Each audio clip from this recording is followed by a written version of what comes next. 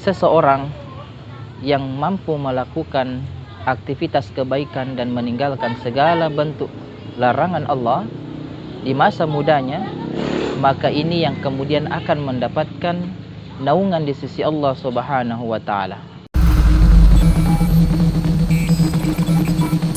Royan TV, saluran tilawah Al-Quran dan kajian Islam. Bismillahirrahmanirrahim. Assalamualaikum warahmatullahi wabarakatuh. Alhamdulillah wassalatu wassalamu ala Rasulillah wa ala alihi wa ashabihi ajma'in. Amma ba'd. Pemirsa dimanapun Anda berada, berbicara tentang masa muda, kita berbicara tentang sesuatu yang sangat besar. Masa muda, masa yang sangat ditekankan dalam agama kita, agama Islam.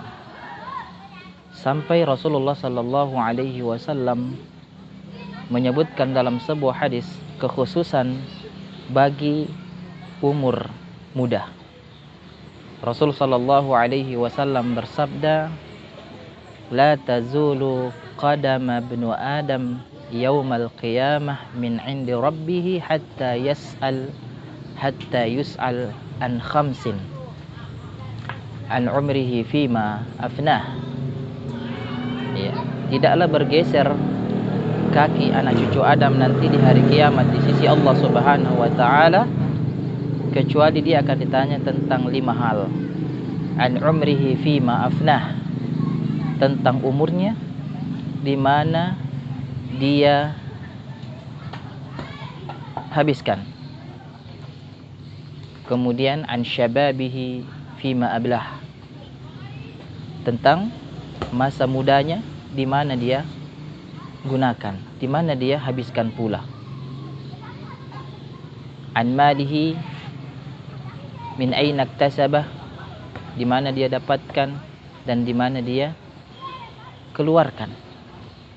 Kemudian wa madza amila fima alimah, dan apa yang dia gunakan, dia amalkan dari ilmu yang dia ketahui.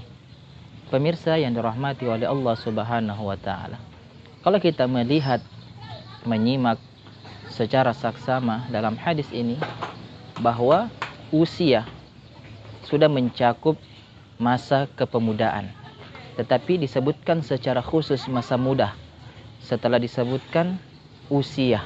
Iya. Artinya Islam sangat menekankan yang dinamakan masa muda. Maka jamaah sekalian, maka pemirsa yang dirahmati oleh Allah Subhanahu wa taala, seseorang yang mampu melakukan aktivitas kebaikan dan meninggalkan segala bentuk larangan Allah di masa mudanya, maka ini yang kemudian akan mendapatkan naungan di sisi Allah Subhanahu wa taala. Rasulullah sallallahu alaihi wasallam mengatakan, "Sab'atun yudhilluhumullahu fi dhillihi yauma la dhilla illa dhilluh." Ada 7 golongan yang akan mendapatkan naungan di sisi Allah, tiada lagi naungan kecuali naungan Allah.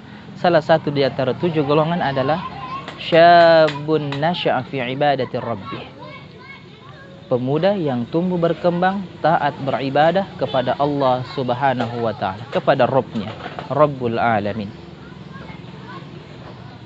Pemirsa yang dirahmati oleh Allah Subhanahu wa taala, ini yang kemudian menjadikan Allah takjub kepada para pemuda yang menghabiskan waktunya pada kebaikan.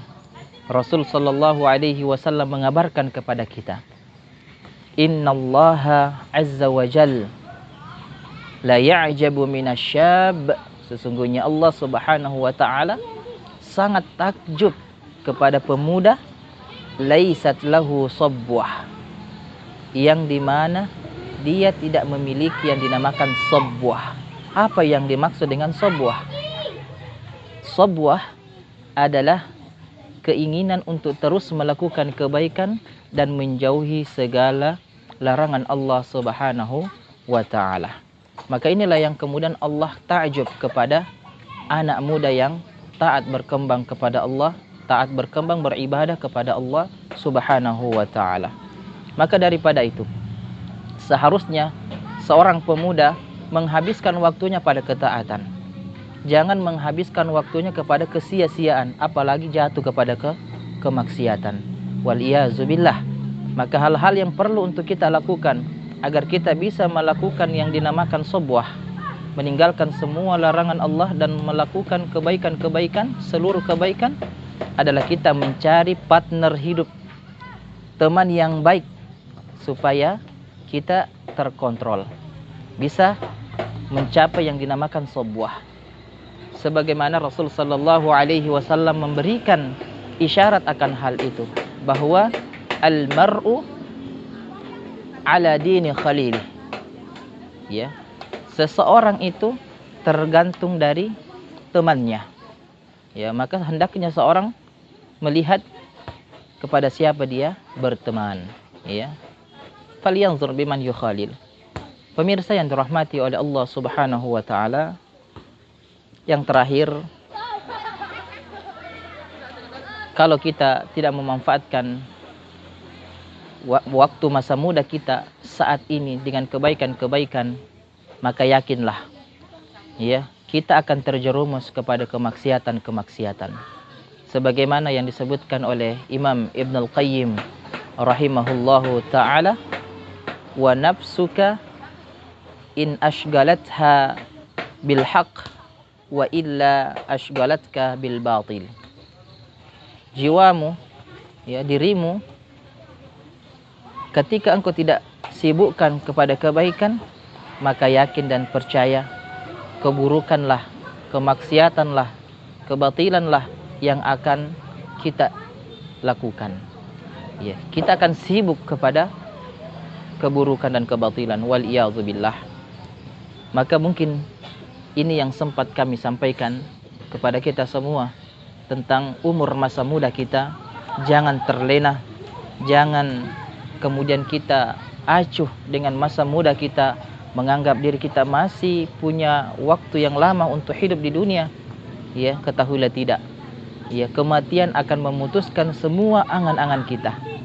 Kepemudaan kita tidak menjamin kematian kita, karena kematian tidak mengenal itu semua.